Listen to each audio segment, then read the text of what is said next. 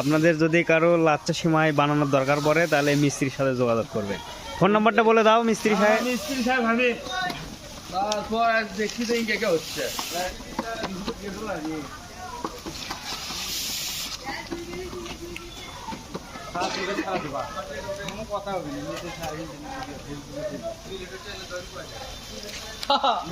Original ঘিয়া ভাজা না কয় অরিজিনাল ঘি বাজার না, এটা সম্পূর্ণ মিথ্যা কথা বলছে নয়ন। তাহলে কি ঘি ঘি স্প্রে করে দেওয়া হবে পরবর্তীতে? যে তেলের দাম হচ্ছে 200 টাকা রে।